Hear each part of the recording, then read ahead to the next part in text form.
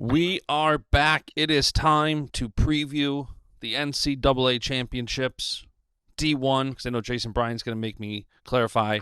Shout out Jason Bryant, though, because that Blue Yeti yesterday sucks. I tried figuring that mic out. I went to Best Buy after our show, returned it, and got this Samsung 2QU.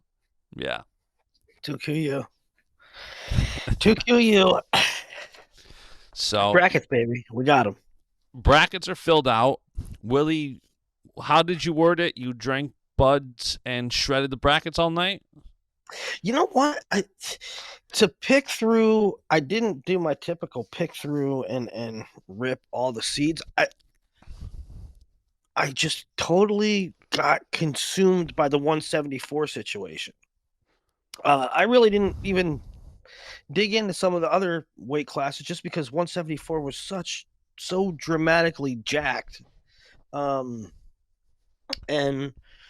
you can say, well, and I've been the biggest Carter defaulted, so therefore I've been the biggest. If you don't wrestle in your conference tournament, you should be punished. I'm on the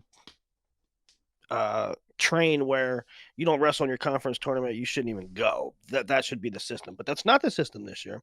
And by the way, in our last podcast, I did say that Carter didn't allocate, which is not true. Carter did allocate, but he wrestled very few number of matches. That being said, I have no idea how Carter Starocki would be seated behind Phil Canigliaro. I mean, Carter's losses are to, first of all, he has 2. Phil Canigliaro has 3. Carter has better wins. Carter's losses are to Andrew Sparks and somebody else, and Canigliaro just lost twice to Benny Baker last week. There's no way I can wrap my head around Carter Starocki being behind Phil Canigliaro. And I guess long story short, and I wasn't the leader of this train because the whole wrestling world seems upside down about it. But 174 was just bad. Yeah, 3 NCAA champions up top, 1 All-American on the bottom. Yeah. Wild. And, it just doesn't make much sense. And so I think that took all the energy out of the room. And I really didn't pick through the other weight classes to see what seeds were actually boned up. But I went right into writing down, handwritten brackets, making picks. You have to. I am as digital gets. We spend a lot of time doing development for our clients to digitalize and streamline things. But when it comes to the NCAA brackets, you print them out, you highlight stuff, you write them in. It's the only way. It's the only way to sit there and look at quarter matches, semifinal matches, etc. So I say let's just dive right into it. 125 pounds. Well, first let me ask your overall thoughts on, you obviously are a Penn State guy.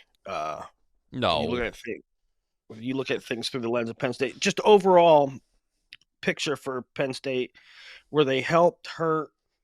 I mean, obviously, Penn State's a tremendous favorite.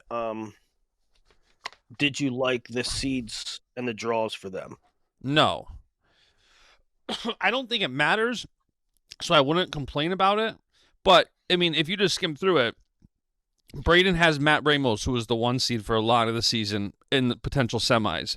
Nagao has number 1 Crookham in the quarters. Bo has one of the toughest draws of the entire tournament. If you go weight by weight, it is okay, Carter has. So if you go weight by weight, a lot. Well, I mean, even second round, because once you get out to semis, everything's going to be tough. But like even Braden Davis has Dean Peterson, who beat Matt Ramos early. Correct. That's what I'm saying. And I know Ramos Braden's a bad example because, of course, semis are, NCAA tournaments are crazy difficult. But I'm just saying, if you look at it, it's like it was, let's make this as hard as possible for Penn State since they are so good. Yeah. So Davis is a number 1 seed, but 125 is full of parity, and he's going to have Dean, and then he'd have McKee or Figs. Right. That is not. I mean, the seeds. I don't think the seeds are bad, but it's not a great draw, right? I mean, I don't know if there is a Yeah. great draw at 125, but where's Nagao? Nagao's the 10 seed. He has Nasir Bailey second, or Cade Moore. Bo, as you said, at 41, a really difficult path, despite being the 2 seed. It just Mitch Moore and Cole Matthews, they're both tricky. Like, they can both make it a 1 takedown match, and that 1 takedown matches could go either way, right? I mean, that being said, I have Bo all the way out. Even like, and we'll get into it, but even if you look at like Messenbring's path, he would have a potential matchup with Oljanik in the quarters, a potential matchup with Caliendo or Ramirez in the semis, and then the winner of O'Toole Carr. I mean, it's the NCAA tournament. Every weight is hard, but asking me my thoughts on the Penn State I don't draws. go out that far because I don't go out that far. No, I'm talking about, first or second round matchups that are tricky. Yeah. Kasich starts with Abbas. That's going to be a good match. That could be tricky sometimes. Abbas is always primed for, he takes weird losses, but he can beat some good guys sometimes. All right. I guess my overall thoughts, speaking holistically. Also, Haynes Robb is a quarter, with Peyton Robb getting the 8. That's if P. Rob gets past. Yeah, 157. That we'll go through and get to 57. The second round of 57, just about every single match but one is wild. But yeah, all right, let's start with 25. A lot of people talk, and rightfully so, about the parity and anything can happen at 125, but 157 has been crazy, largely like very competitive. Like things could go a lot of different ways there. I'll say my overall thoughts, just holistically. I think I was in a good spot draw wise. Now, I tweeted last night after, looking through the brackets after making my picks, I would take second, and I could 100% see a path for that. Now they'd have to all collectively get that done. For instance, I have like Caliendo making the semis. There's things like that, right, along the way, where they have sort of like good paths and winnable matches. And Caliendo, in my theory, Caliendo can get to the semis by beating Julian Ramirez. I think that's a winnable match for him. And maybe I'm wrong. Maybe Julian. But anyway, there is a path for Iowa to do really well above projections. And I don't know if you saw projections based on seeds. Flo put them out, but bro, they have Penn State way ahead, but then NC State is way out ahead. NC State got tremendously good seeds somehow. Dude, Penn State has like in the hundreds, and then the second place team is NC State with like 90 or high 80s, and then a bunch of teams in the 50-55 point range. I mean, all season, and I said this was going to be this way. All season, there's been this Penn State and a tier from 2 to 10. Right. And the way the seeds came out, it was Penn State, then NC State, and then a tier from 3 to 10. And I just don't get. I mean, if you want to pick in the seeds and blame seeds, maybe we should look into how NC State is seeded, because that is. I mean, unless there was something wrong with their calculations, which I don't think that's the case, but that is an outlier. NC State being a clear 2 based on seeds means they got great seeds. Yeah, I didn't see that. I'm gonna have to look into it though. Camacho got the 7. Yeah. Kyorine got 3. Yeah. Ryan Jack the 4. That's kind of legit. Jackson Arrington the 3. Or the 3. That's legit. I mean, that's legit because of the bad takedown, but And Scott, the 4. I mean, yeah, these are Yeah. legit. I just don't see. There's no. They're not runaway. They are not runaway. The second place team. It's just bizarre. Yeah. Trent's the 2. So big points there. So, all right. Let's get into it. 125, Braden Davis, your top seed. Luke Stanich, the 2. Drake, the 3. Ramos, the 4. And for all the anything can happen at 125 talk all year long, I'm picking mostly chalk. Same. I'm picking Davis. This is my semifinals. Davis, Ramos, Drake, Camacho. I got Camacho. I got the same thing. I got the same exact thing. Look at the same exact thing.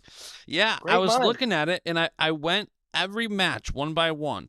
And obviously, because it's 125 pounds, anything can happen. And I'm prepared to just have this bracket turned upside down. But if I'm going to pick the winner, if I'm picking Braden Davis or Dean Peterson, if I'm picking Terrakina or Richie Figs, if I'm picking, I put Noto over Volk in the round of 16. Drake over Provo. No idea what to make of Noto right now. I got Flynn over Spratley, and then I got Camacho over Barnett. Stanich over Caleb Smith, and then Camacho, Drake, Ramos. I mean, on the surface, when the brackets came out, Caleb Smith, the 15, Micah DiAgostino, the 18, was like, holy cow. I know. Both of them seated so low, and for it to be a first-round matchup. I too, took Smith, but who knows? And I said it offline, so I'll say it on air now. I'm officially, now that I've seen the brackets, I'm officially betting under your 2.5 All-Americans because Steve O'Poulin, I don't know if he can beat Noah Certain or not, but even if he does, he then has Matt Ramos. Well, that's the thing. Yeah. That's the thing that's baked into the at-larges and was baked into my line of 2.5 is that everybody's going to see the at-larges, and they're going to say, well, so if you didn't see, I put, when the at-larges came out, I tweeted over under 2.5 All-Americans from this group of at-larges. And most people said over. And you sort of have the gimme in Carter Starocki, but then you'll see a bunch of names in that at-large pool, and you'll say, yeah, he could AA. Yeah, he could AA. Yeah, he could AA. They're all going to be like seated 20th and have a terrible path. Mm-hmm. Yeah, and that's why, I was leaning towards Poulin maybe AAing. I'm not anymore. I was leaning towards maybe, who was it at 33 that was going to... Kolioko. I don't. So this is how I have it. And 125 has more moving parts than anything, but I have Davis. I have McKee beating Figs.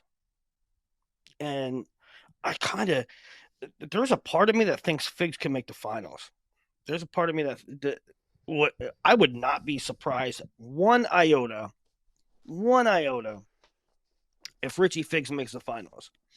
However, I think McKee is a terrible matchup for him. Terrible. I got Figs making it out of that, and then Braden Davis winning the quarter. And that's the thing about picking is that, especially at 125, is like, I think McKee's a bad matchup for Figs, but if Figs would win that, I think he can beat Braden Davis. And so it's like, I would take Figs to the semis if I knew he was going to beat McKee. But if McKee's going to win, I'll take Davis. So, and then you take Ramos over Figs in the semis? I take Ramos over whoever is there. I'm taking Ramos in the finals. Yep. I'm taking Braden Davis over Camacho in the finals. Of course you are, sweetheart. If you've listened to this show consistently, if you've listened to this show consistently, I have not been that high on Braden Davis all year. I have said he's okay, but let's just wait. Okay, but let's just wait. After what he did at Big Tens, I'm high on him. I'm all the Yeah. way in on Braden Davis. I have not been all the way in on him all year. After Big Tens, I'm all in for the NCAA tournament. Now, this weight, there's about 5 guys at least that I could see winning the whole damn thing. Mm-hmm. Yeah, I mean, and I certainly don't think, especially as a true freshman, I don't think if you take the combination between Braden Davis being a true freshman, Braden Davis just had his best performance of the year, and the fact that Penn State always levels up in the 10 days between conferences and nationals, all signs point Braden Davis, bullish on Braden Davis. Well, and you had said too, does Penn State peak for NCAAs or March? And after they just put 9 in the top 3 at Big Tens, if they do make even further adjustments, the Penn And they State will. coaches have to be one of the greatest coaching crews in the country to make adjustments in rematches. And I was talking to Bashada about that, and it's so true. And so it's like Matt Ramos also. Look what he did last year in the semis. He took out Spencer Lee. So it's like these guys are, and on the bottom side, I've been high on Drake Ayala and Jacob Camacho all year. I'm gonna ride with those two into I, the semis. I did too. Now Drake's path isn't particularly easy because nothing's easy at 125, but I got him over Provo. I got Spratley beating Flynn. I got And Flynn then, beating Spratley and Drake beating Flynn. yeah, I had a hard time with that one, but I have Drake over either of them. There's a really tricky match down there with Camacho and Barnett, and I'm gonna take. Yep. I took Camacho. Um, Although that's a second round match that's very pivotal in how this bracket plays out, because if Barnett wins, that's a similar situation up top. If Barnett beats Camacho, I'm taking Stanich the next round. If Camacho beats Barnett, I'm taking Camacho over Stanich. Same. And I'm taking Camacho over Stanich, but if Barnett wins, I'm taking Stanich over Barnett, and right, then I'm taking Drake over Barnett with Drake in the finals. okay. So my thing with that is both Camacho and Stanich, both Camacho and Stanich are really struggled with weight this year. They're both big. Um, in fact, Stanich, the plan for Stanich is to go 41 red shirt next year and go 41 the year after. But so that's a Friday morning off the scale match, Yep. right? So it's going to be interesting. Anything can really go there. But I have Camacho all the way out. I have Ramos and Camacho in the finals, and Ramos winning. Yeah, I've got Davis over Camacho in the finals. But again, You got Camacho too. yeah, Camacho had those couple of matches in the middle of the season where he dropped like 4 in a row. Apart from that, he's looked very, very good. And I've rode with both him and Camacho all year. Then I like Camacho here. And then I lean towards Davis after his Big Ten performance. This is the thing about the parity too, and the team race is it will happen. It will happen. One of these big names will go down first, second round. Well, second round, Absolutely. right? And then their way back is gonna be brutal. You're gonna see guaranteed one of the top, you know, maybe two, maybe multiple, maybe like 2 or 3 of the top 10 seeds don't come close to placing. That will happen. Yeah. No, I agree. And I think that this weight, there's a lot to be said when you become an All-American. This weight this year, I think, is one of the most proud weights to All-American in, because if you can make it through these landmines and if you can make it through this bracket and get on that podium, there's going to be a lot of great guys at 125 that do not AA this year. That's true. 133. Dayton Fix is the top seed. Ryan Crookham is 2. A lot of people complained about this seed. Apparently, the Matrix. I didn't complain about it too much. I mean, I didn't complain about it at all. I can see where people could be upset because Ryan Crookham. You say it out loud. Ryan Crookham beat the returning champ twice. He's 2-0 against the returning champ. Okay, so immediately that screams top seed, number 1, right? I thought Crookham was going to get the 1. I did. I thought it could. I thought it would be close. I thought it would be close. In fact, when people first said Dayton was going to get the 1, I thought, And then I looked into it, and the bottom line, the math is that Dayton has the best win on paper. On paper, in people's perception, Crookham has the best 2 wins, and that's against Vito. On paper, the way they are this year, O'Reen is a better win than Vito. That's how it is. Number 1. Number 2, 2 Crookham wins didn't over represent Vito any that matches. I know Nagao hasn't had the best year, but those 2 wins over Vito and then beating Nagao, Crookham's undefeated Okay. on the year. I don't know. I thought he was the one. I thought, and I'm not a seed guy, but I had just loosely thought, and I would never like predict seeds. That's not what I do at all. But I thought it was going to go Crookham 1, and Vito or Fix the 2. And I thought with that I didn't think Vito would be as low as 6. I get it. He didn't really have any great wins this year. Yeah. Um, Vito's so Crookham's best wins, and another thing that led to the perception of Crookham is wins over Nagao, who turned out to not be a single-digit seed, a guy with 5 losses, and yep. his win over McGonigal, who was ranked number 2 at the time, won his All-Star match. That match doesn't count because it's against a teammate. So Crookham's best win is against Vito, the 6, who has no wins, except for Bailey, who is the 7. So, to me, is not as crazy or egregious that Dayton got the 1. I think that some people, and I don't think that anybody really cares that. I don't think that anybody really cares that Vito or that Crookham is the 2 behind Dayton. What I think they care about is, when it gets right down to it, is, and I can see their point, Crookham has already beaten Vito twice, and yet he's on the same side as him again. Right? I think if Vito would have been a 4 or 5, people wouldn't have cared about Dayton over Crookham. But Crookham has Vito on his side again. To get to the NCAA finals, he would have to beat Vito 3 times. Well, and again, I know Nagao is the 10, but he would potentially face Nagao, who he's beat in the quarters, and then potentially Vito in the semis, who he's beaten twice.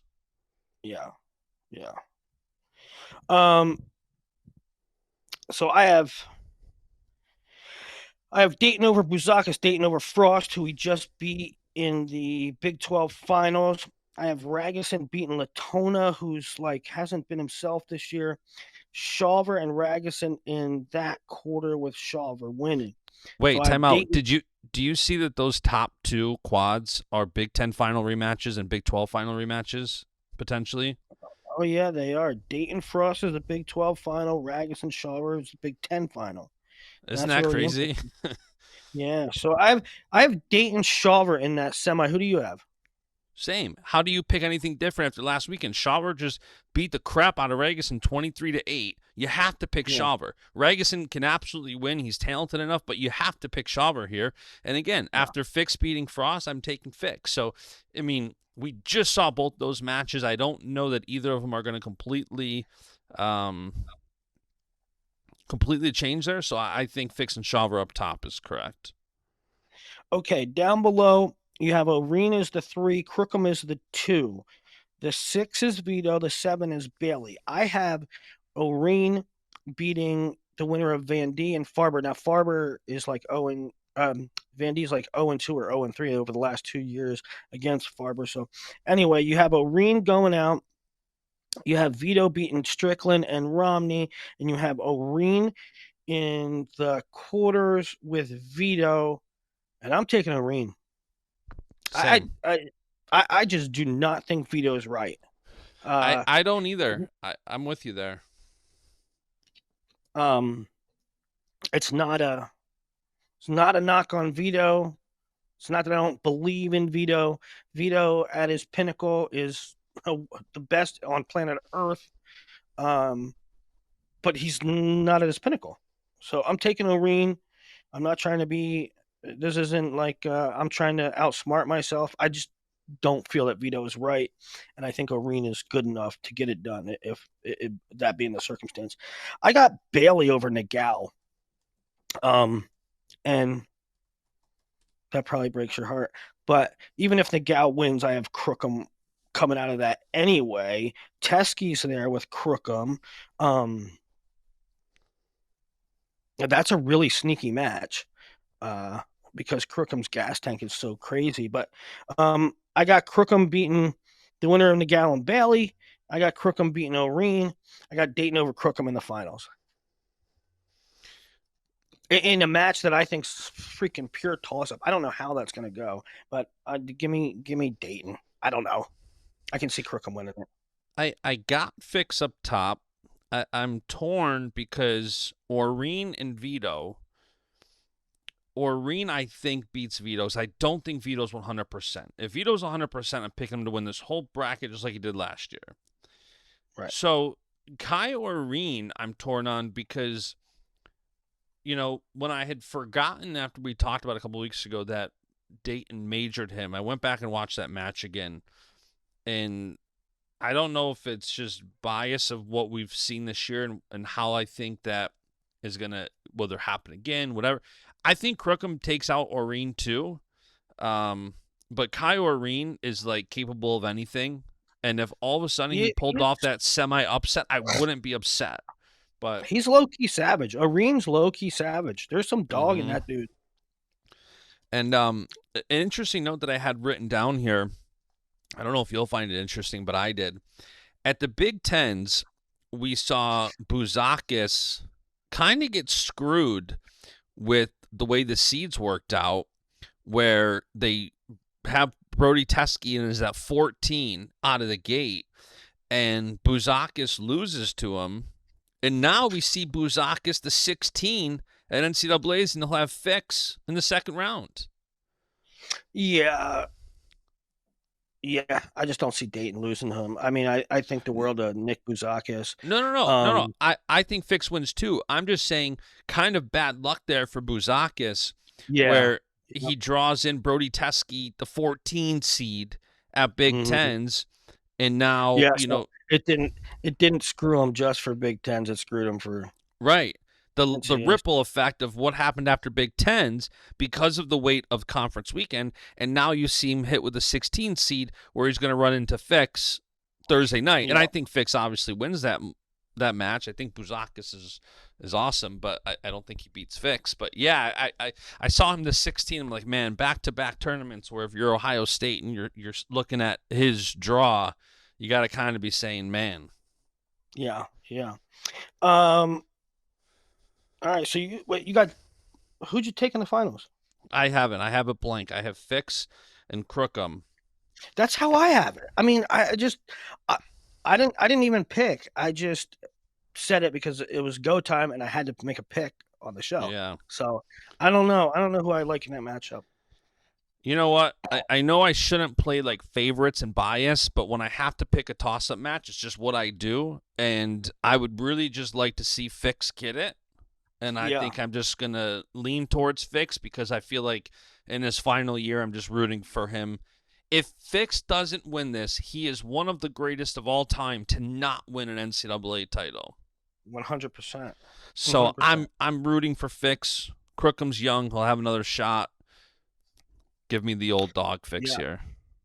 Yeah, and you got to think, legacy wise. Not that we're not even close. He doesn't even have one yet, but legacy wise, if Crookham can get this one with Fix and Vito graduating, we could be looking Yeah. at a string of titles. Yeah, he's only a redshirt freshman, so he's and this is 141. officially what Crookham, unfortunately, but we're now in that era where these freshmen and redshirt freshmen don't have the fake COVID year. So Yeah, he's not going to yeah, get 5 attempts to do it. yeah. 141, Jesse Mendez, the Big Ten champ, is your top seed. Bo Bartlett, the 2. Real Woods, the 3. Ryan Jack, the 4. Um, the 5 is who? The The 5 5 is is definitely Etchemendia. India. Okay, so up top we have a really interesting sort of all Big Ten quad. Um, I have Hardy over Cornella because I would pick him anyway, but also because Cornella is pretty banged up. And then Lemley over Pacino, who's also from the Big Ten. Hardy, Lemley, second round rubber match.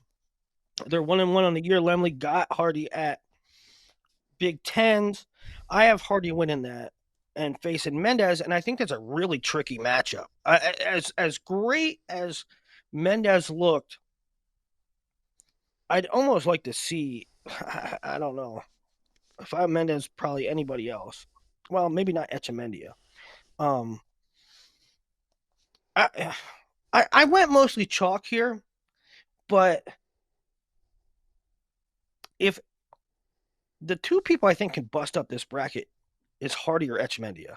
I think both are really tricky, sort of hard to figure out. Who'd you take? Yeah, Up that top. it's not surprising. You've picked Brock Hardy every single match this year that we've picked. No, I didn't. But I agree with you that I think he gets it done here against Lemley. Both times against Lemley, I got it wrong. I picked Lemley in the duel, and I picked Hardy at Big Tens, and they were wrong. Yeah, I got them back. I'm going Hardy this time.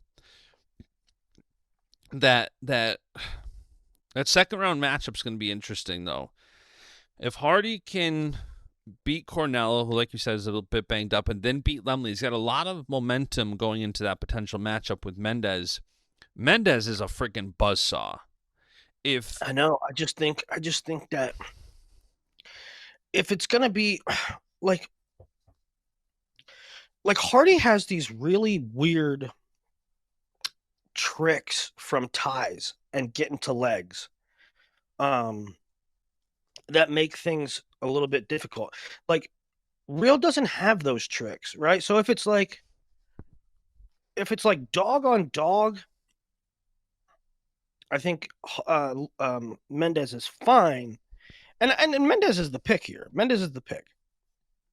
I just think it's a trickier matchup for Mendez than say a real Woods is. That being said, I'll take Mendez, but I'm taking Echemendia in the other quarter. I'm taking Echemendia over Jack. Um, and then Mendez in the finals. Who do you got coming out in the top Mendez? you ever look at a bracket and your eyes just play tricks on you and you like switch the guys? I Yeah. did that when I first did this bracket, and I got so excited that we were going to see an Echemendia Real Woods quarter. And then, it quickly sank in that my eyes had it reversed. I was so excited for that potential rematch. I hope. Listen, I don't. You know, I don't hope losses on anybody. But should they lose, I hope we see Echemendia Woods on the backside. Yeah. I got So you got Echemendia Mendez. Echemendia Mendez in the semis with Mendez winning. right. Then I got I'm going to tell you that whole quad. So I have Mendez, Hardy, Echemendia, Jack. so do I. I'm telling you, I can see it go in any different direction there. Any different direction. I think it's a fascinating quad. Mendez sort of got to be the pick, but I don't know. It's tough up top. It's tough up top. Down below, you got Woods. Lackland is the 6. Woods will have probably he'll have Vasquez or Hines in the second round. Can we Lackland talk will have about can we talk about a sneaky first round match? yeah. Real Woods, Clay Carlson. I'm picking Um, Real Woods, but Clay Carlson is I don't know. Carlson's been so up and down. You can't even say up and down. Now Clay Carlson's a former All-American. Okay? right. And to draw him in the first round, if you're not ready, I'm picking Real Woods. So shut up, Iowa haters. I'm picking Real Woods. I'm just saying if he's not ready and you have an All-American in the very first round, it popped out at me a little bit. Oop, just a little bit of Yeah, I mean it's not ideal to have an All-American in the first round, right? There could be better matchups for you. Um, I think that in that quad coder hand is the X factor. He's just coming off an EIWA title. Unfortunately, there's an EIWA matchup there first round, Coderhant and Composto. But I think Coderhant is a real challenge for Lachlan McNeil. yeah. Now, either way, I got Woods going to the semis in that group. So Woods, Vasquez, Coderhant, Lachlan, Woods coming out all the way to the semi. Down below, the 7 seed is Cale Happel. It'll be a really nice matchup in round 2, the 7-10 Happel and Jameson. That'll be a real fun one. It's really difficult to pick there. I took Happel. Happel had the better performance at Big 12s. I got Bartlett beating Cole Matthews in round 2. Just a really tricky matchup, though, and one you really got to circle. I have Matthew, every one of Bo's matches circled, and that's I had said Bo Bartlett, Cole Matthews round 2, and people are ready. Well, he's got to get by Mitch Moore first. I agree. Mitch Moore is no slouch, but I mean every match for Bo Bartlett, you're talking potentially. Let's just say Cole Matthews, then Jameson or Cal Happel, yeah. then potentially Real Woods, then Mendez. He's more tough Matthews. Draw. You can probably start in overtime, right? They both wrestle really conservatively. Who knows who's going to win? But I think Matthews is a trickier matchup for Bartlett in round 2. If it does happen to be Matthews, you have to keep your eye on that because it's a really tricky matchup. But you got to take Bo. I take Bo over Happel, Woods, and Bartlett in the semis. I got Bartlett, and I got Mendez over Bartlett in the final. I got the same thing. I just again, it's tough making some of these. With the caveat that I think, and you can tell me I'm wrong if it happens, but I'm taking Mendez. I think in that top quad, anything could happen. I'll tell you what's interesting is that because I have the same thing. I think Mendez and Bo make it to the finals. If Mendez and Bo both wrestle like they did last week, where Mendez was much more the aggressor, I think Mendez will beat Bo again. But I think if Bo turns it on and becomes a bit more aggressive, I think he can beat Mendez. He beat him in overtime in the duel. It was very exciting. So, again, this is kind of recency bias where based on how they both wrestled the Big Tens, Mendez was more the aggressor. I'm going Mendez here. If Mendez beats Etchemendia and Bo beats Real, that puts them both in the Conci semis. And if they won those, Real and Etchemendia, we could get Real and Etchemendia for third, which would be a very exciting third-place match. Yeah. All right, let's go to 141, where it kind of gets – 149, where it kind of gets a little more sane. Yep. Ridge Lovett is your top seed. Parco is the 2, despite Parco beating him in the dual meet. They were both our conference champs.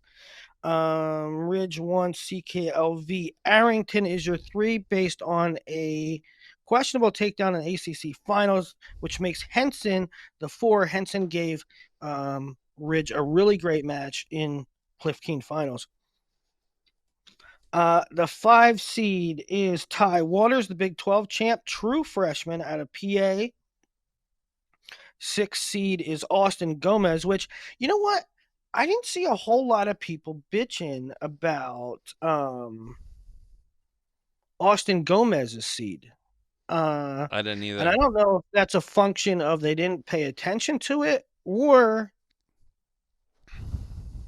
they're sort of catching up with how this stuff works. I mean, how can you say I feel like 5 years ago people would have said Austin Gomez, he only has 2 losses on the year and they're both to the number 1 seed. How is he the 6? Right? Well, I Well, saw it, and right away I just said Vito and Gomez both have 2 losses to the number 1 guy, and they both yeah. got the 6th. So I Yeah. just saw that, And you know. and they both wrestled very, very limited Hmm. schedules. What's their best wins? They don't have a whole lot of best wins. They don't have a whole lot of quality wins.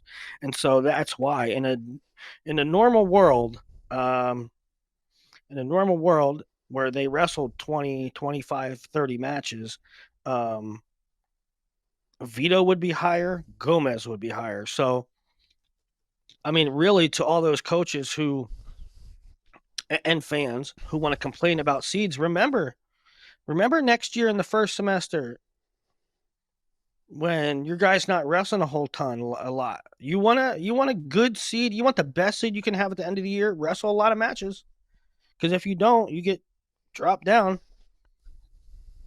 Yep. 7th seed is Tyler Kasich, and the 8-9 is Ethan Fernandez is the 9 seed. 8 is Casey Swiderski. So let's start up there.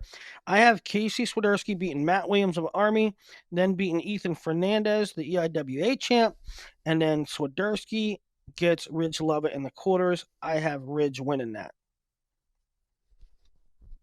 Yeah, I have How do you have Ridge that over. top quarter? I have Ridge over KC there, and then I have Henson over Waters. Okay, so a really interesting first round match is Caleb Rachi and Jordan Williams. Interesting for a couple reasons.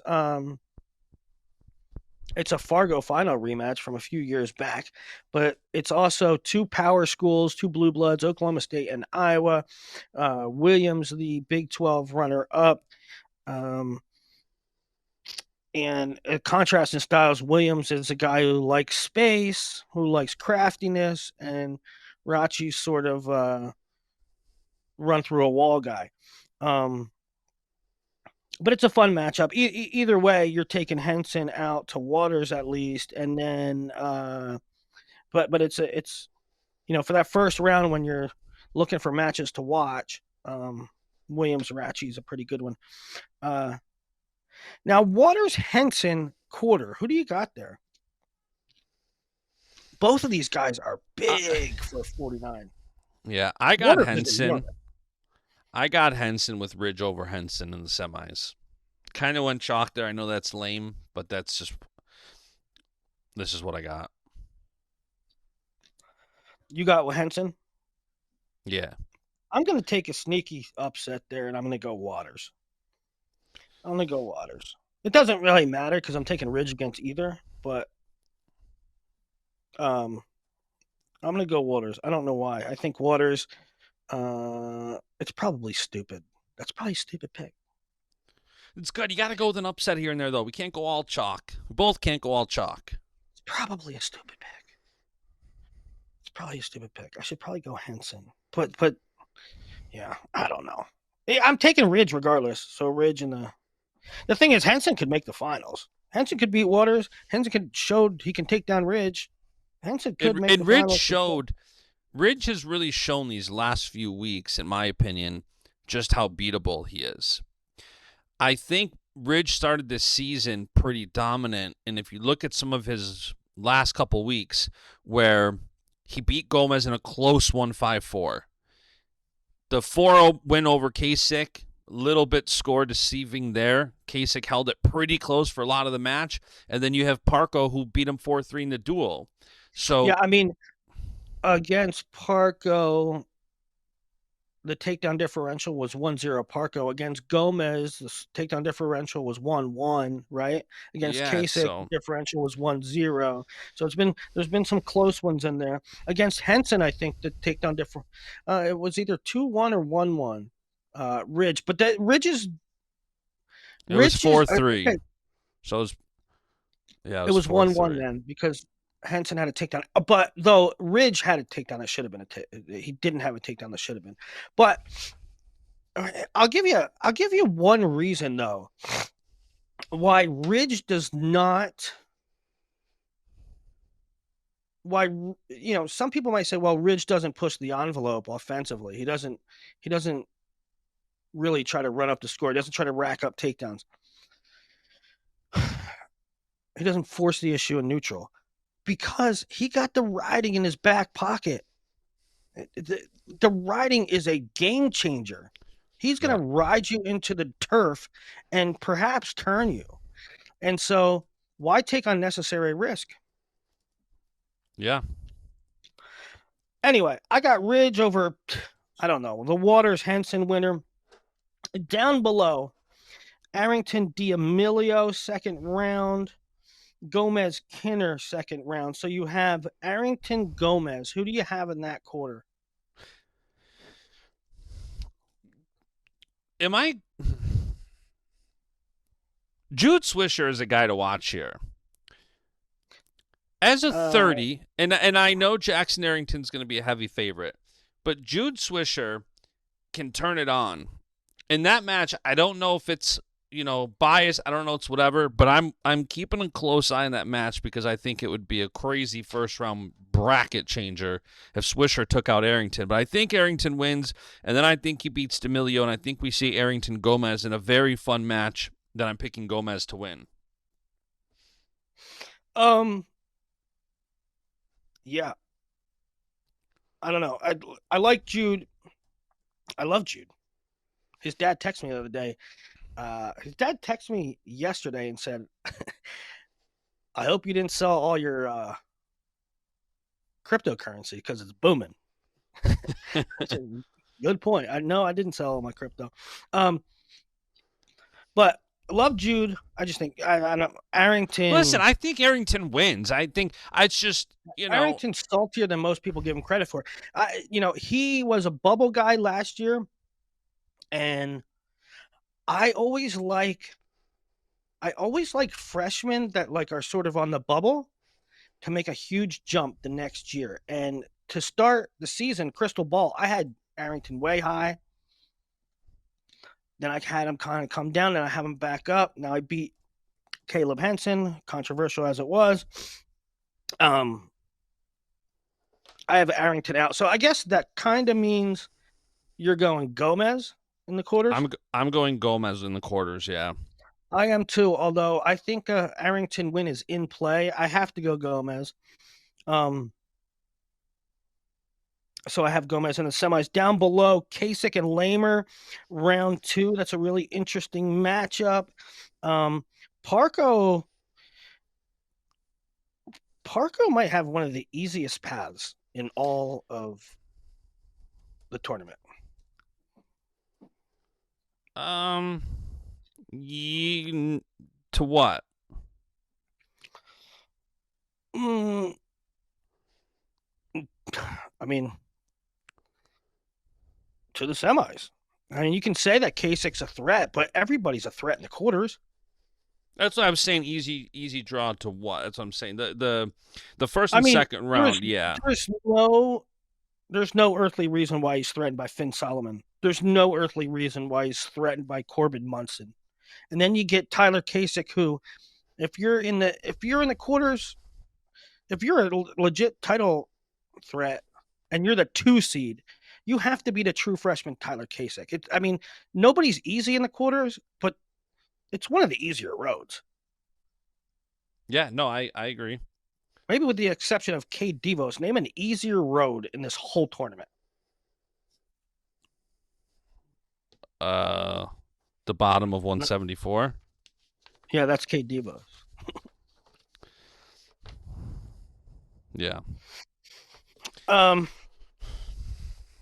Or Rocco. Well, maybe. No, not Rocco. It's People are Ed high Reed. on Rocco. Rocco to the finals. Rocco to the Yeah, I finals. know. We'll It's get to that in a second. So, all right, I have Ridge over the Waters Henson winner, and I have Gomez over Parco. Who you got? Oh my God, you have Kasich winning the whole national title, don't you? no. I have Ridge over Gomez in the finals. Again, Ridge has beaten Gomez twice this year. So I don't think you can pick Gomez over Ridge here without some sort of bias or rooting for him, which is fine. But I think we see Ridge over Gomez in the finals again. I'm the Kasich Parco quarter in the Gomez Parco semi are both matches where I'm like, what? Kyle Parco this year, he just beat Ridge, and that's kind of sticking out to me. But what do you think the Parco Gomez score is after that match? I don't know. 6-4 Gomez. Yeah, it's a tough one. So that's that bottom that's throwing me off a little bit. But I think no matter what, I think Ridge beats Gomez in the finals. Gomez, I had said before, Big Tens, will he have a Pan Am hangover or will he ride the momentum? And it seems like he rode the momentum. He looked great all tournament, lost a very close one in the finals. So I think Gomez continues that. So yeah. With an asterisk next to Kasich. Obviously, I think the kid's a dog. And Yeah. 157 Levi Haynes, a returning national runner-up, two-time Big Ten champions, one seed Corey Teamer is the 2. The 3 seed is Cornell freshman Meyer Shapiro. The 4 seed Ed Scott of NC State, who won the ACC. Your 5 seed is Ryder Downey, the Big 12 champ. 6 seed down below is Daniel Cardenas, the Pac-12 champ. With the 7 being Peyton Keller, one of the more dubious seeds. dubious. In all of the hubbub, like I said, 174 just sucked the oxygen out of the room when brackets were released last night, and nobody really dug into. I've never seen anything like it. Nobody really dug into seeds anywhere else because 174 was so bad. But Peyton Keller as a 7 is one of the worst seeds in this tournament. I mean, I'm sorry. I'm a big Joel Greenlee fan. This is no disrespect to the MAC, but where is his quality wins? How did he come out as the 7?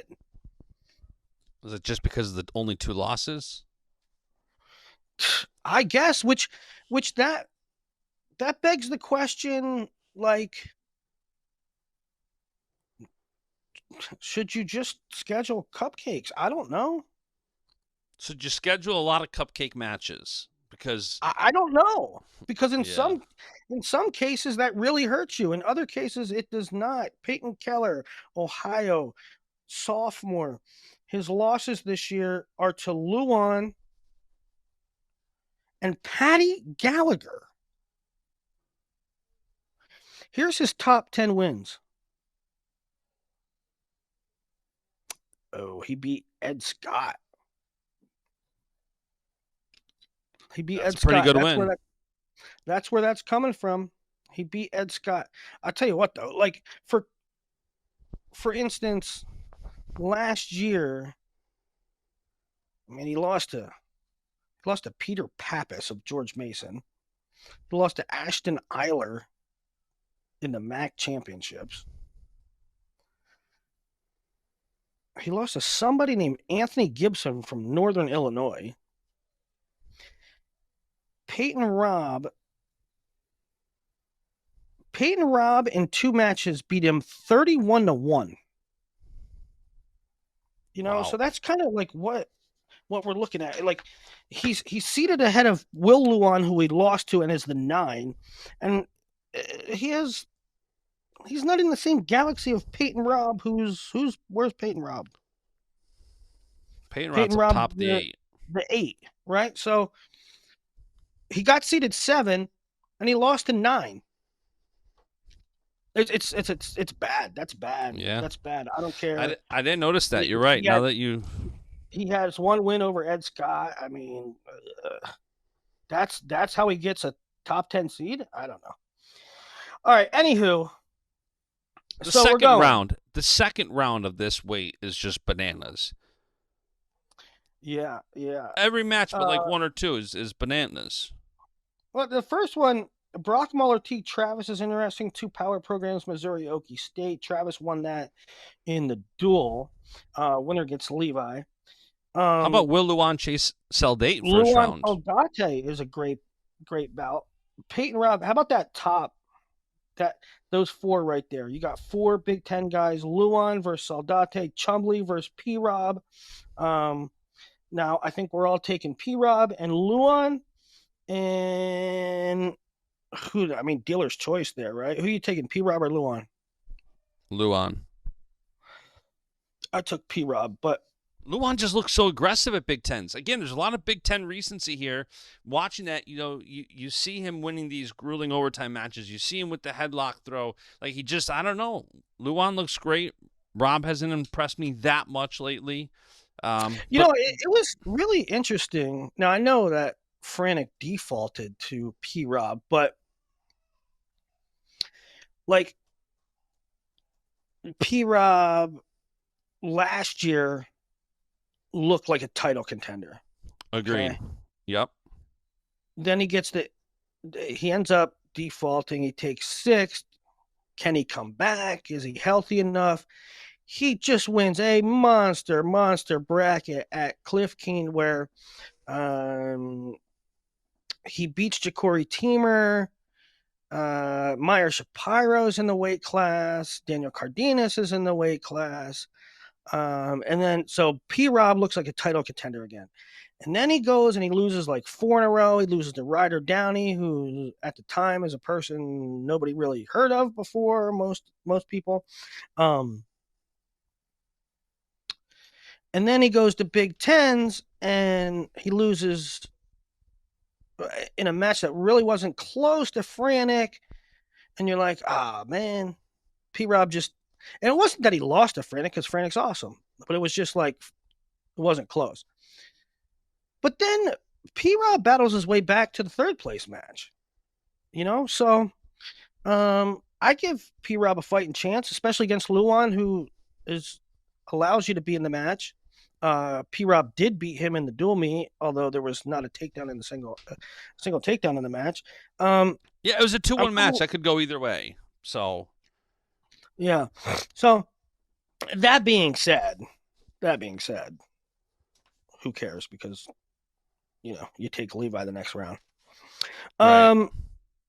So I got Levi in a semi out of that quad, and then frankly, and this is a place where you look at the projections based on seed, and NC State's way out in front. And Ed Scott, we talked about the easy path for Parco. Ed Scott's path very well might be the most easy path of anybody to the semis. Now, Ed Scott is temperamental. I said he lost to Peyton Keller earlier this year. Ed Scott will drop a weird match here and there, but I don't know that Ryder Downey's an easy path. Ryder Downey? Well, so I got Downey over Andonian. Okay. I don't think Bryce is going to be healthy, so I'm going Downey there. I think the world of Ryder Downey. I believe in him. I think it's not a fluke. I think it's not magic. I think it's not smoke and mirrors. I think the kid's legit. However, and that may be a tricky matchup, but you're telling me that this group, I'm going to say this. This group is your path to get to the semis of the NCAA tournament. 2 guys that are completely hurt and a freshman. That's Scott's path. He has Legend Lamer, Michael Blockus, who defaulted out of Big Tens, and then either Bryce Andonian, who's walking wounded, or Ryder Downey, who's a freshman. Yeah, I'm not saying it's the hardest path. So Blockhouse, I agree. I think he's banged up. I don't think that's going to be too tough of a matchup with Blockhouse's current conditions.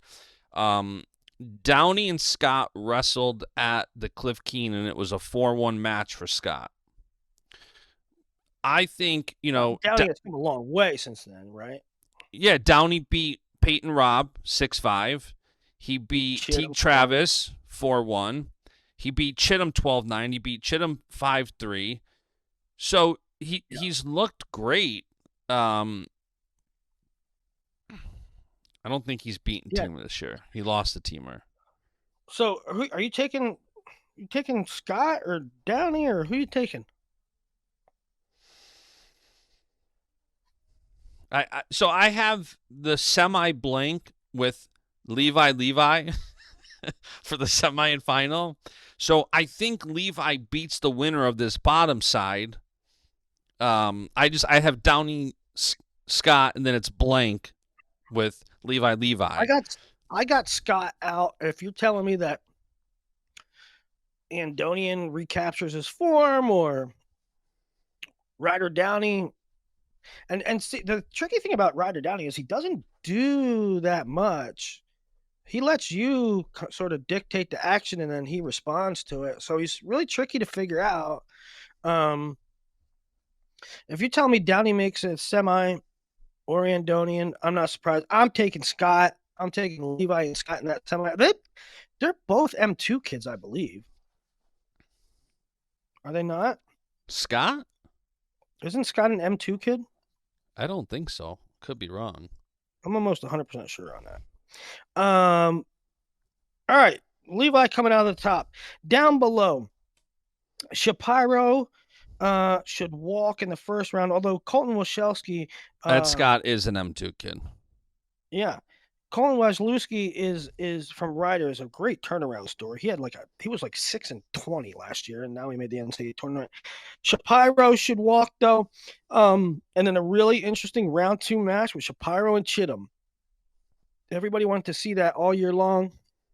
Hell, we wanted to see that in high school, but we never really got to do it. Who are you taking, Meyer or Chittum? I think that is just fascinating. So here's how I got this bottom side. I got Shapiro over Cody. I've got Brayton Lee over Cardenas. No, I got Cardenas over Lee. I got Frenick over Keller, and I got Teamer over Zerbin. I made a mistake here. I took Cardenas over Lee, and I don't want that. I want Lee. I took Cardenas. But Brayton Lee beating Cardenas wouldn't surprise me at all. But it's one of those things where I think it's Shapiro, where I've got Shapiro beating the winner, regardless of who it is. Yeah, I got Shapiro over Chittum. Then I got Shapiro over Lee. Down below, I have Frenick coming out of that, although he has a tricky matchup with Blaze round 1, and then Peyton Keller, the vaunted Peyton Keller round 2. Joey Blaze, Jared Frenick is such a good match first round. Such a good first round matchup. Swenson Zerbin round 1. Winner gets Teamer. I have Teamer beating Frenick, but that's like a coin flip match to me.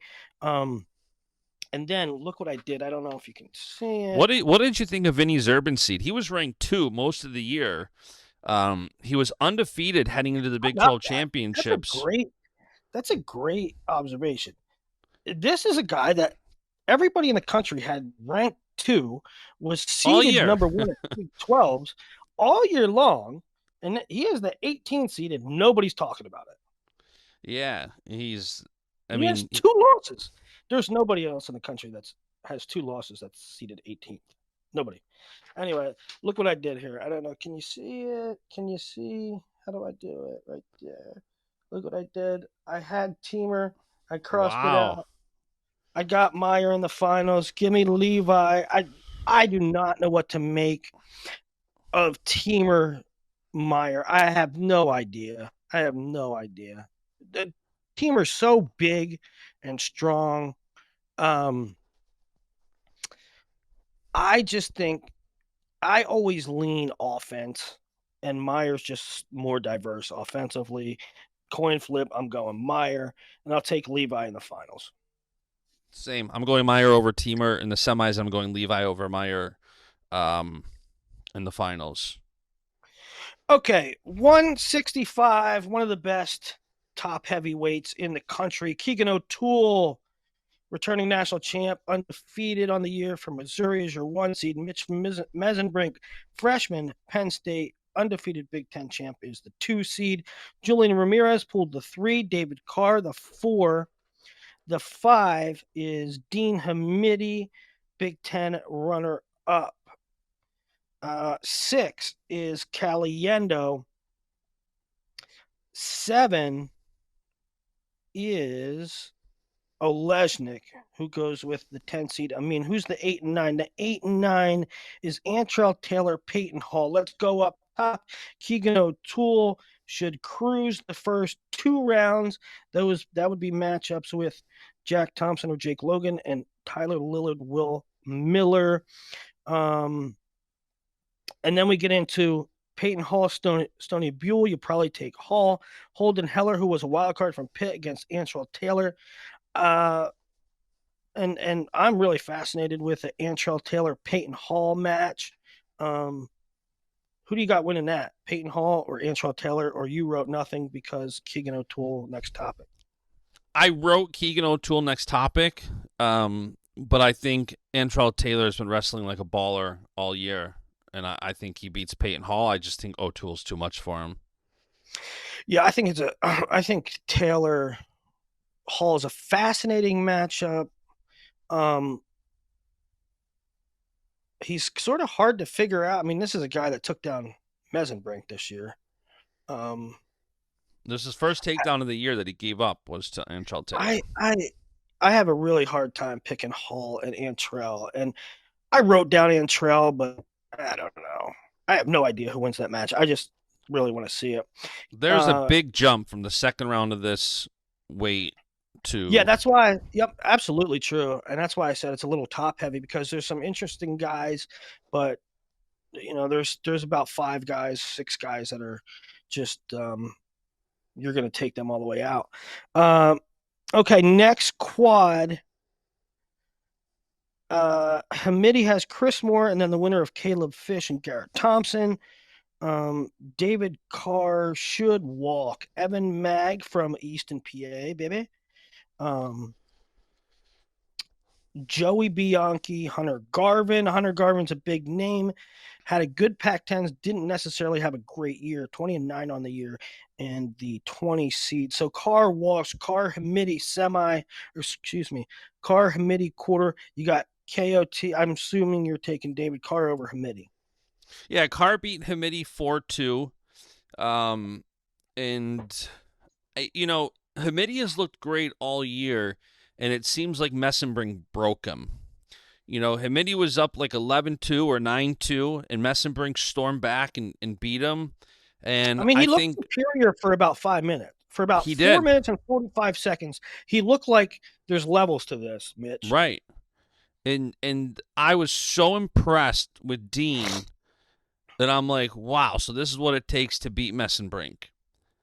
And then Mesenbrink storms back and rallies and wins, and I'm like, okay, well, Mesenbrink is what everybody keeps saying and thinking he is. And, we saw Carr Hamidi earlier in the season. It was a 4-2 win for Carr. I got O'Toole Carr in that semi up top, which is one of the most craziest semis I can remember. Now, listen, I love Mitch Mesenbrink, and I love Penn State. And Mesenbrink earned the right to not be around Hamidi, right? But I guess, long story short, I would love to see them run it back. That would just be fascinating to me to see Hamidi and Mesenbrink run it back because that match was so wild. Well, we're going to get some crazy matches on the backside of this weight. I mean, you're talking. I don't think we see it because I think Mesenbrink. I mean, I got Mesenbrink in I, the finals. Spoiler alert, I I got mean, Mesenbrink in the finals. is there? Where would you put? Where would you put Mitch Mesenbrink in a confidence ranking to make the finals? Because for me, he would be way up there. 8 out of Like 10. if you're saying uh pick somebody that's in the finals and rank them based on confidence, he's up there for me. Yeah, he's an 8 out of 10. The only way I see it not happening is if now, all right, let's go through it.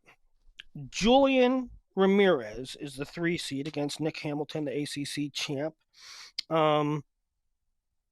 But they should all walk. I think Caliendo has an interesting-ish match with Cerniglia round 2, but I think Julian and Caliendo is a clear quarterfinals pick, and I have Caliendo winning that match, but I probably shouldn't have. I should probably have Julian.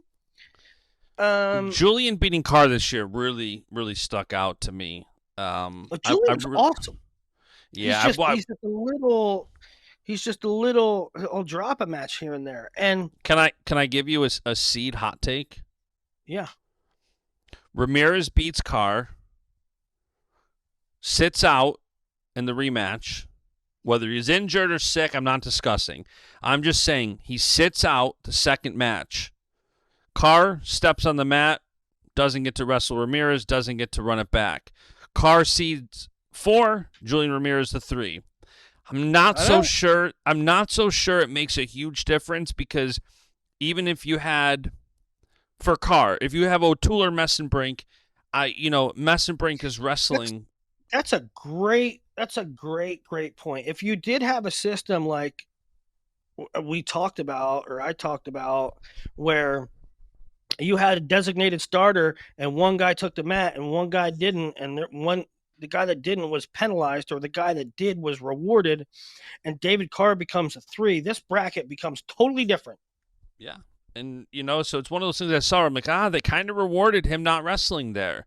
Ramirez got the win earlier in the season at was it CKLV, I think, and then they were going to wrestle again at Collegiate Duels. Ramirez didn't go. The fact of the matter is, you're right. The fact of the matter is, Julian sitting in that dual meet ensured that he's on the bottom side. It made it so that he's on the bottom side. That is why he's seated ahead of Carr. Correct. Yeah. All right. So who do you have, though, Julian or Caliendo? I have Ramirez making it to the semis and then Messenbrink beating him in the semis. Okay. I have Caliendo winning, but Caliendo can't beat Messenbrink. Julian can. Does that make sense? No. No? I don't think either of them are beating Messenbrink. All right. Well, I think Julian possesses the ability to beat Messenbrink. I don't think Caliendo does. That makes sense. However, okay. I have Caliendo winning. So, anyway, Keegan O'Toole over Mitch Messenbrink in the final national championship. And who do you have? I can't pick this way. It's so you have Carr O'Toole, which you have to lean O'Toole. Although I think Carr's beaten him 2 out of 3 times last year. Carr can definitely win, but at this point, I think they're 2-2 now.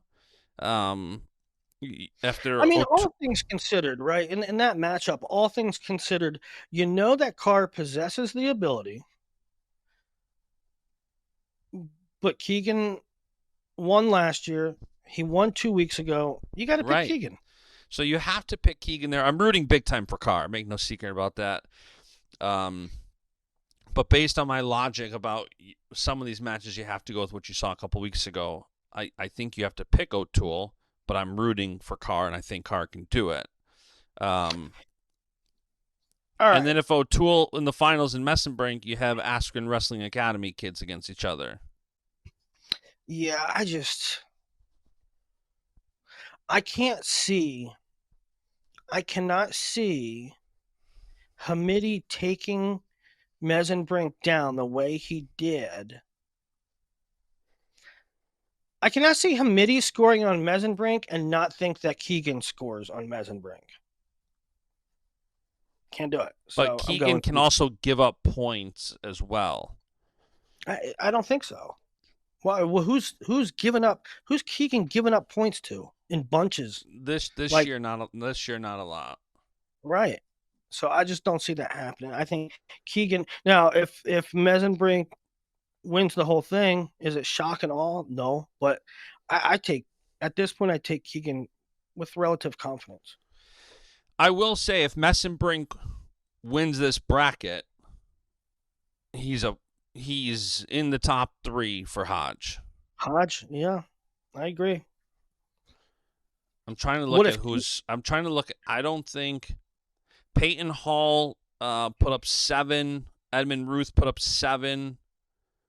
This match doesn't really make sense. I didn't see it. Yeah, I guess Peyton Hall did score on him a couple times. What is this 23-12 match with Air Force? He beat Giano. What an Italian name, Kelly? Giano. Yeah, 23-12. Gianni Petroselli. Guess where he's from? Not Long Island. Italy. He's from Clovis, California.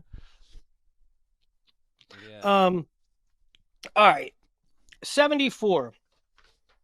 One of the all-time craziest seeding situations. And I was joking on Twitter. Somebody said, "How does that happen?" And I was like, I don't know. Damien's the only coach on the seeding committee because, it directly benefits Kate Devos. Now, number one, shout out to Damien, whose shirt I was wearing yesterday on the show, by the way. Damien's the only guy that signed up to be on the committee, the only coach. So if you want to cry shenanigans, why don't you sign up and volunteer to help? Number one. Number two, I'm told Damien does not, when it came up to higher level discussions on the South Dakota State guys or in weight classes where there was going to be a hot South Dakota State guy, Damien was not allowed to be in the room. That's what I'm told. So, what I'm saying is people were point fingers. I joked about it. I probably shouldn't have even joked about it because then it just stirred up idiots. But I don't know. Let me be abundantly clear. I am not saying that anybody rigged a bracket for their kid, for their wrestler. But it is whatever got spit out here was spit out, and it's asinine.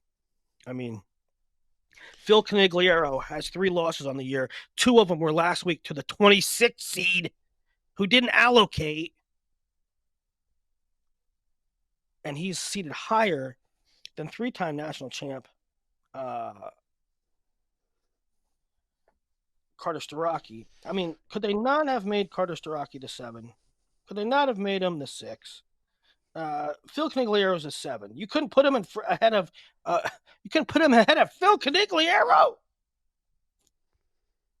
Yeah, this is just such a wild. You couldn't put him ahead of a Lenny Wolak. Lenny Wolak. Carter Starocki is seated behind Lenny Wolak.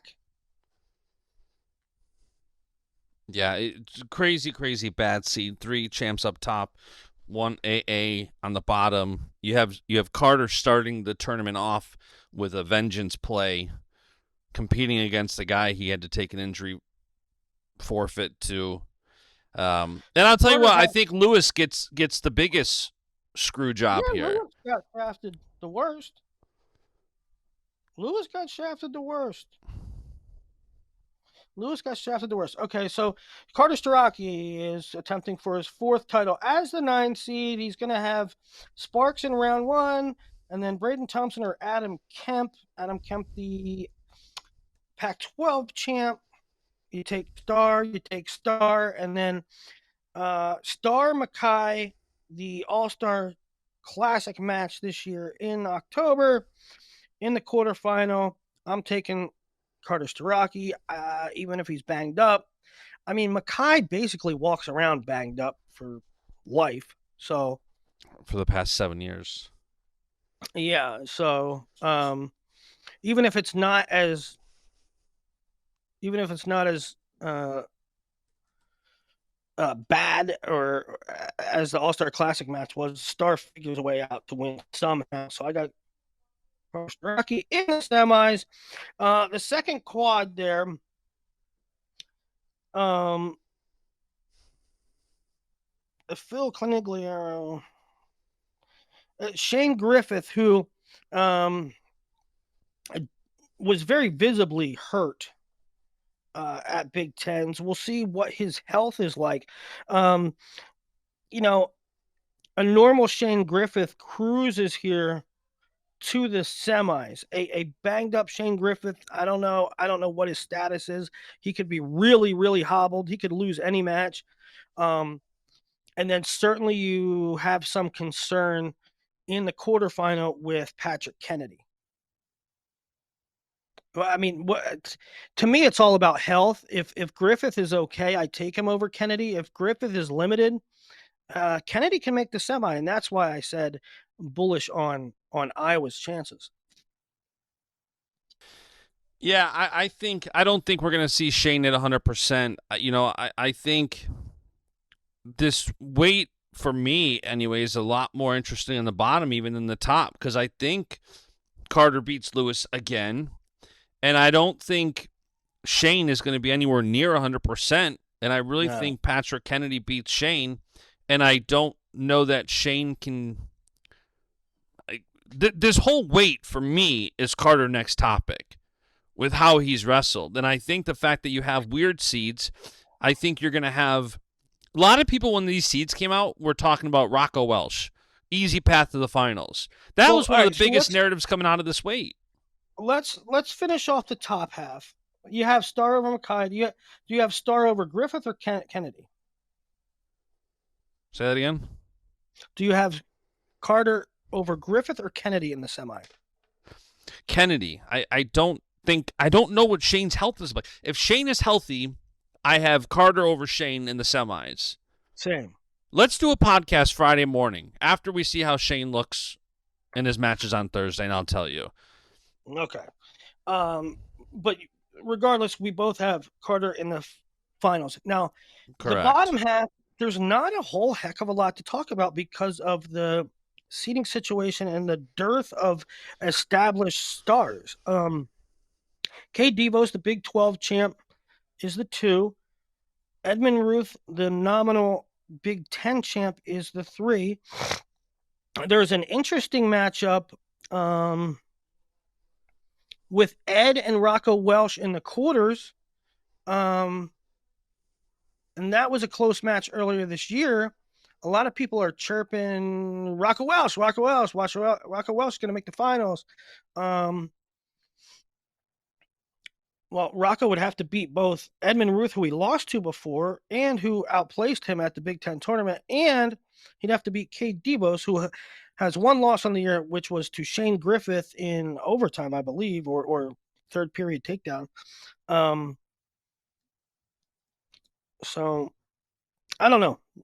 There's only 2 matches. There's only 2 matches, and I know it's the NCAA tournament, and I know people can say, "Oh, well, don't count out this guy and don't count out that guy. Don't count out, I don't know, Danny Wass or Gavin Sachs or MJ Gatton or whatever." The bottom line is, guys, there's 2 matches to talk about down here. In a whole group of 16 guys, there's 2 matches to talk about in the entire bottom half, and it's Edmund Ruth against Rocco Welsh, which I'm taking Edmund. Although Rocco can I'm taking Rocco in that. I got Rocco in that match. You do? Okay. Yeah. That's fine. And then, okay, so you got Rocco Devos. Who are you taking? I have it blank right now. I'm taking Starocki, Edmund Ruth in the finals.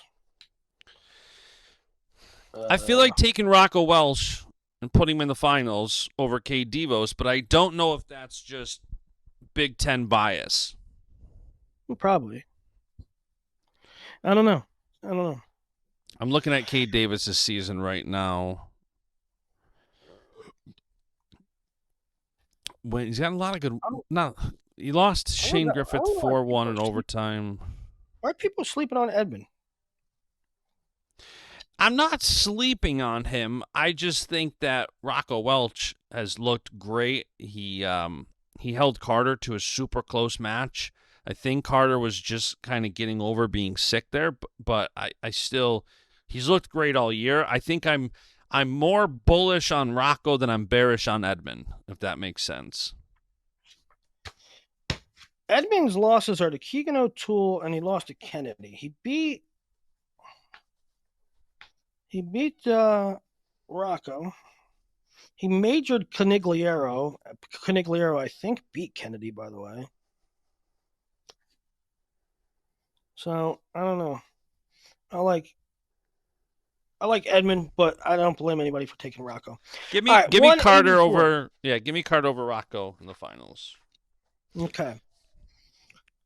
184, your top seed is Parker Keckheisen, looking for his first title, 4-time Big Ten champ. Isaiah Salazar is a 2 seed, Big Ten champ, 1 loss on the year. Who was that too?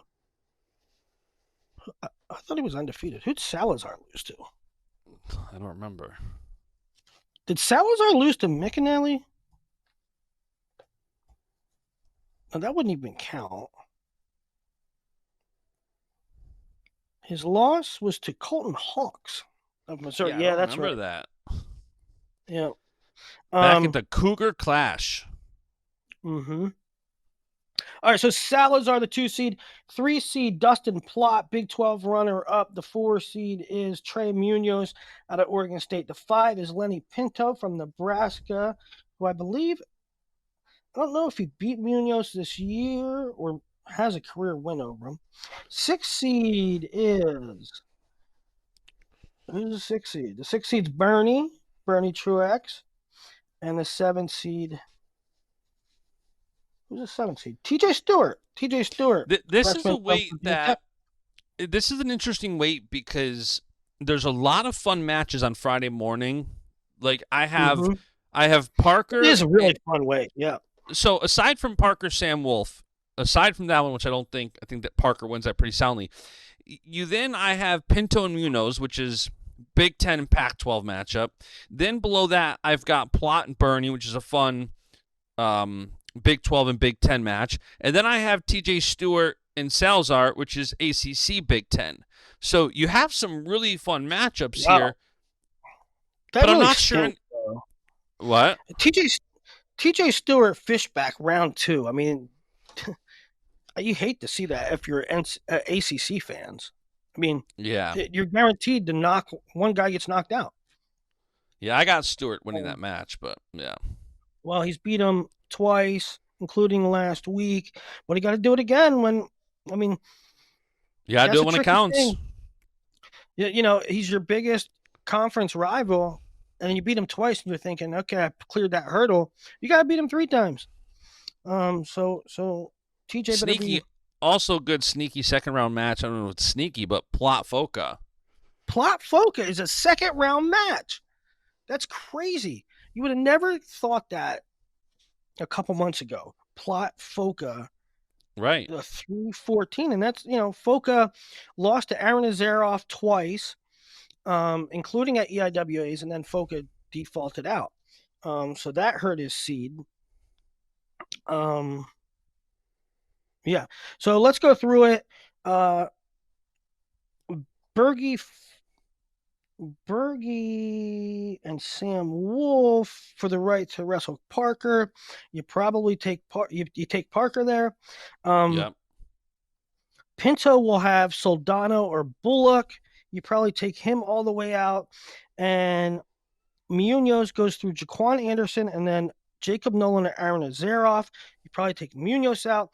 And you have quarters of Keckheisen, Keckheisen,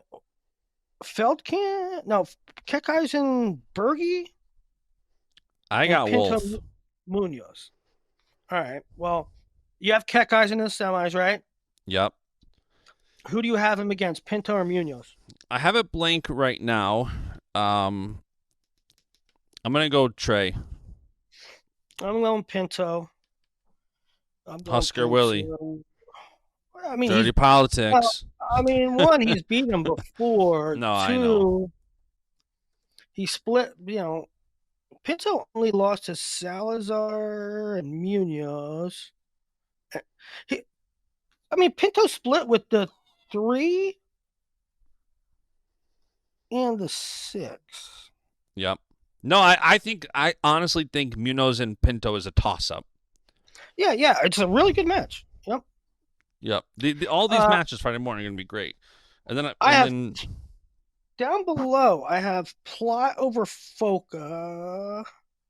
There's a really tricky match for Bernie with Colton Hawks, who's had a good year. I mentioned the win over Salazar. Salazar's only loss. You take Bernie, but man, circle that bout 232 because that's really interesting. But who do you take, Plot or Bernie? who do you think I take? That's a damn. You take Bernie all day. Yeah, I thought Bernie looked really good at Big Tens. He lost in overtime in the championship. He beat Pinto 4-2. I thought Pinto looked good. Not incredible, but I'm taking Bernie here. I wrote down Bernie, but I don't know why. I don't really know why. I think it's going to be a great match that I'm not surprised either one that wins it. Pure toss-up match, in my opinion. Pure toss-up. Man, that's a tough one. Plot and Bernie. That's going to be a great match. All these quarters are going to be great at 184. I picked Bernie when I was like a couple buds deep. I don't know why I did. I think it's a toss-up. All right, so go Plot. Make your you go Plot. I'll go Bernie. All right, Plot. Part of the reason you want to take Bernie is because Penn State March Magic, That's one of the reasons why in these toss-ups I'm going Penn State. Is it's just right. If it's a toss-up and you go Penn State, nobody can blame you. I'm going Salazar out all the way out. Against he should beat Tony DeGran, beat Heller or Rogotsky, and then beat whoever comes out of that quad with TJ Stewart, Malshewski, and Fishback. Salazar all the way out. I got Salazar in the finals. Salazar is a big, strong dude. And I don't know if I would have taken Salazar over Bernie or Plot a week ago. But seeing Salazar beat Bernie, I don't know. I'll take him. I typically go Penn State in the rematch of a close match, and I'm not going to veer away from that. And again, this isn't Penn State bias. It's more I think the coaches are incredible at making adjustments. And if you have an overtime loss in March, and then you're going to see that guy again in 2 weeks, I'm going Bernie over Salazar in the semis, and then I'm going Parker over either of them. Yeah. It's a fine logic. 197. Really bummed here as a Lehigh fan that Beard got seated behind Sloan. To be honest with you, I want a Beard opposite Brooks, see how far he could go. And I don't know. Beard's only loss is Hidley or Brooks. It's either Hidley or Brooks. I think it's Hidley. Yeah, I think what's crazy is, and it's not. I'm not going to fight it, but Rocky Elam the 12 seems a bit low. Sloan's but only he didn't lost. wrestle that much this year, so how is this possible? I don't know. I guess wins. Sloan lost to Jackson Smith. Sloan's wins are Max Shaw, Silas Allred. Oh, he beat Cardenas. Well, Beard beat him twice. Sloan Buchanan, Serber, Volker, Elam twice. I mean, yeah, I guess it's a close margin there. So anyway, maybe I'm a little biased. I just like Lehigh. I'm a big fan of Michael Beard. So Brooks the 1, the 4 is Michael Beard, the 5 is Jacob Cardenas. That stinks too. The EIWA guys are on the same side. Okay, down below, Sloan the 3, Hidley the 2, the 6 and 7 are Louis Dupre is the 6, the 7 is Zach Glazier.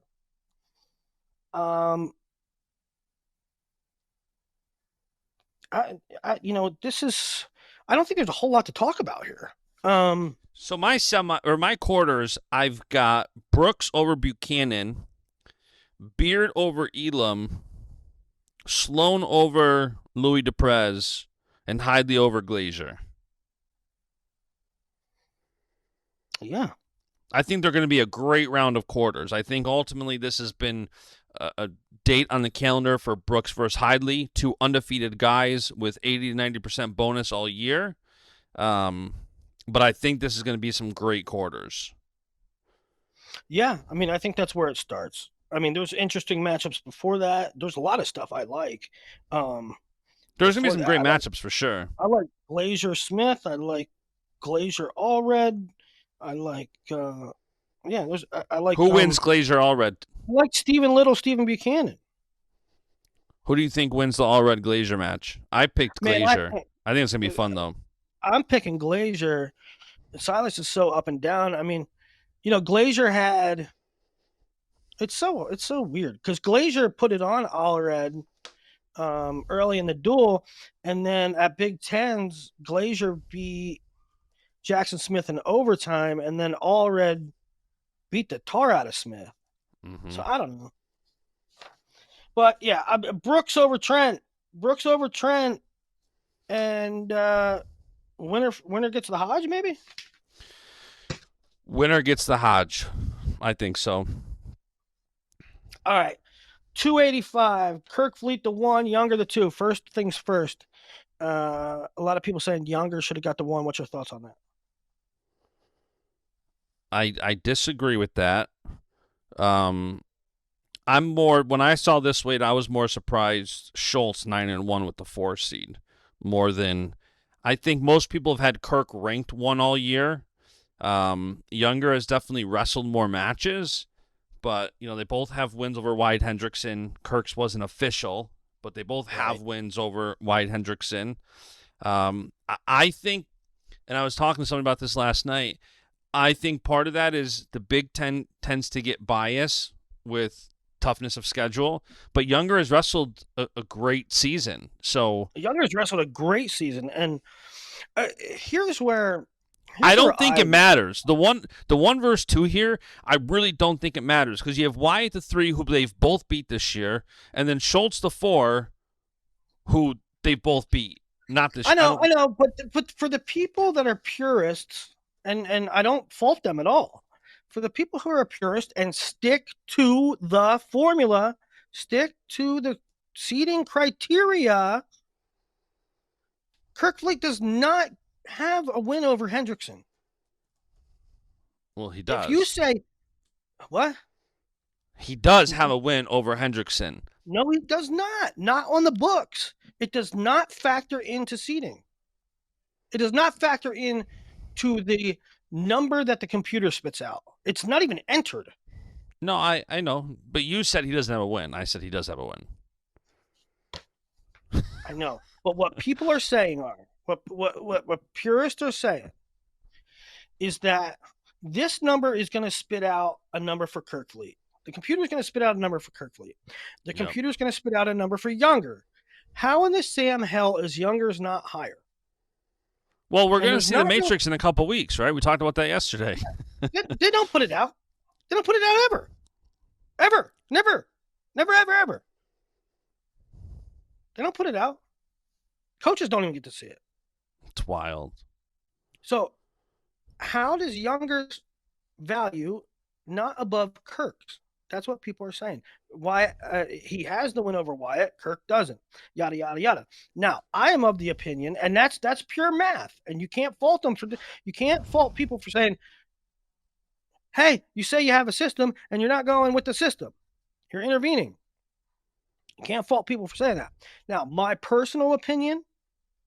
The weight of last year, returning finalist. My personal opinion is that in times where it's really close, both are undefeated, there's a marginal difference, and I'm always going with the incumbent, okay? And Kirk Fleet, what did he take, second last year? Runner-up, yeah. Mason Parrish beat him in the finals. Kirk Fleet is a returning runner-up. Younger is not an AA, a zero-time AA. No, so 2022 he took 5th. Okay, well, he didn't last year. But last year he lost in the round of 16, yeah. Right, he didn't AA last year. So I'm going with the established guy at the weight, the higher returning finisher, and that is Kirk Fleet. And before you say, well, Will, and before you say that's not the process, I know. I'm just speaking what I think it should be. And before you say it's like Penn State bias, the same thing applies to 165.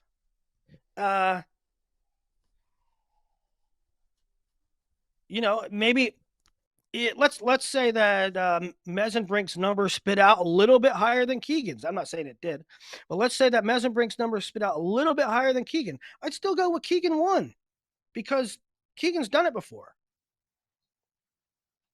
So that's my personal opinion. Anyway. I accidentally muted my mic. What I was saying is I would have too. The only way I would have put Mesenbrink over O'Toole is if O'Toole and Carr split matches. Right. And Mesenbrink went undefeated. That was the only way I would have thought Mesenbrink had a path to the 1. Right. Okay, so Kirk Fleet the 1, Younger the 2, Wyatt Hendrickson the 3. The 4 is Colton Schultz with a 9-1 record. The 5 is Nathan Taylor of Lehigh, who I had in the crystal ball very high a long time ago, and people said I was nuts. Maybe I still am nuts, but I believe them. The 6 down below is Zach Elam with just 2 losses. The 7 is Tay Gadiali of Campbell. 8, 9. Here's one that a lot of people were sort of ticked off about was Nick Feldman all the way down at 9. Owen Treffin is the 8.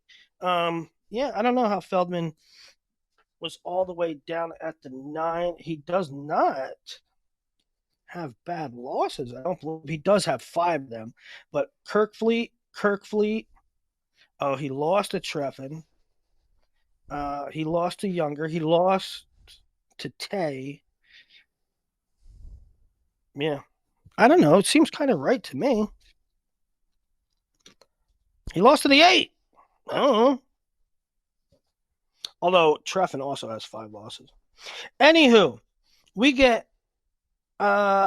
Feldman, Treffin. I just said Treffin beat Feldman early in the year. In round 2, winner gets Kirk Fleet. Who are you taking, Feldman or Treffin? Feldman. Yeah, he's a dog. Athletic. I mean. So you get a Big Ten final rematch in the quarterfinals. Nathan Taylor against Pitzer or Doucette. I'm taking Taylor all the way out to the quarters. I'm taking Schultz all the way out to the quarters. Who you're taking Schultz over Taylor, correct? So you have you have a Kirk Schultz semi, and you have Kirk winning, correct? I have this weight. Yeah, I have this weight going pretty dang chalk. Yeah. Okay, down below. Yeah, so do I. I mean, I got Hendrickson and Younger in the semis, no doubt about it. I don't see any way that anybody's going to threaten those guys. I mean, honestly, we talked about confidence picks. You talk about confidence to be in the semi. Who the hell is beating? I mean, the only threat there down below, the only threat. The top 3 have 1 combined loss all year. I guess it's Davidson Bastida, right? That was semi-close. Davison is not beating Bastida. No, I know. it's almost a next topic half bracket, right? It I mean, really is. the only interesting things are maybe Davis and Younger and maybe Elam Hendrickson. Other than that, there's nothing to even watch down there. It's definitely going to be one of those weights where, you know, again, the top three guys have one combined loss, and you have your, I'd even call it top three really, and then everybody else, and you might have like maybe Schultz and Taylor and a couple of these guys are there, and then it really seems to fall off in talent wise, skill wise. Yeah. I mean, you got Yeah. guys here, 9 losses, 14 losses, 8 losses, 10 losses. So all right, Wyatt Younger. You taking Younger? you got to go Younger after this weekend. You got to. You Yep. beat him And then 10-7. Think I'm what going, does obviously you're going to take Kirk. I'm taking Kirk too. I think people are sleeping on Kirk. I think it's interesting that Feldman took Kirk down. I think that's really interesting because if Feldman can take Kirk down, I think Younger can take Kirk down. But it's sort of a little bit like Ridge in that that top game for Kirk should really he's going to be held that in his back pocket, and it's really going to change the landscape of a 7-minute match there with Younger. So I'm taking Kirk, but I'm fascinated to see what it looks like. Yeah, same. I think a lot of people, Younger has really made leaps and bounds from coming up from 197 last year. He's looked awesome this year, and a lot of people are already crowning him champ. But I think that's a little bit disrespectful to Kirk Fleet, who's the returning national finalist, undefeated on the year, and Kirk has also looked a lot better this year. He's at 73% bonus, 15-0 on the year, 100% better right out of the gates, just destroying Hendrickson. So, I know Feldman took him down once, but nobody has scored more than 3 points on him all year. How many Penn State champs did you pick, pal? Hopefully 7, because we got that bet. Oh no, I just need 7 finalists. Did you pick Davis? I picked Braden Davis. In the finals or the champ? No, I picked Braden Davis. To make the finals, I picked Braden Davis, Bo Bartlett, Messenbrink, Starachi, Levi, Brooks, Kirk. I picked 7 to make the finals. And you can't argue with me on a single one of those 7. No. Now, Penn State's going to probably run away with it. I mean, Penn State's going to win. The question is by how much. I think that while I was shocked at the projections to seeds for NC State, which broke an otherwise tier of 9 teams clumped together, I do think NC State is really set up well. So same. I'll take them as a podium team. I don't know if it'll be second, but I'll take them as a podium team. I'll take Iowa as a podium team based on the draws and matchups, which then leaves one. I know you said you think they're getting like runner-up or something. After their performance at Big Tens, where they almost ended their streak of having a Big Ten finalist every year since 1968, and Zach Glazier, who's been saving them all year, saves the day again. I'm not high on Iowa. I just like their draws. I get it. And there's so much parity here this year that they don't really have to ball out. They just, 5 AAs might get it done for a podium. I mean, for a podium team finish. And I think they can get that. I actually, now that I say it, man, I like them. I like them as a solid podium team. Who the fourth one will be, I don't know. Michigan, Nebraska, Missouri, Arizona State. I'm missing some teams in there. Oklahoma State. I don't know, but I like just the brackets. There was a pack from 2 to 10 that were all clumped together, the brackets and the draws, make me think that NC State and Iowa have a better shot to podium as a team than I did before the brackets came out. That's what I'm saying. Yeah, that's fair. And I mean, I'm looking at some of Iowa's draws, just kind of isolating them, and it's like, at 41, can Real beat Bo and get into the finals? That's huge. Can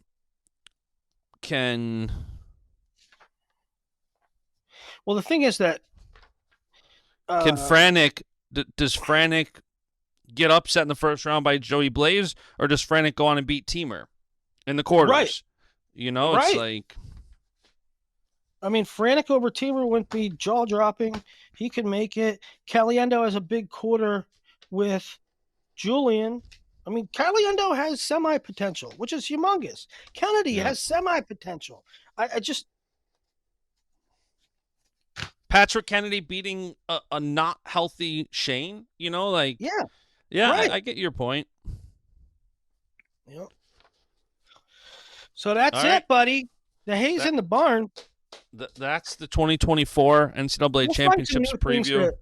We'll find some new things. I think I might write an article like top 10 seeding head scratchers or something like that. Put in Peyton Keller. Yeah, we may have to do like a follow-up show. It's fun doing a show as soon as they come out, but then, you look at the brackets more and more. You talk to people who, they point something out that you weren't looking at yet. So maybe we'll do a follow-up show. But for today, that's the show. Like, subscribe, comment who you think's going to win. Tell us if you think I'm too Penn State biased. Willie's too Husker biased. We love it. We love the haters. All right, boys. All right, that's it. Catch y'all later. And the beat goes on.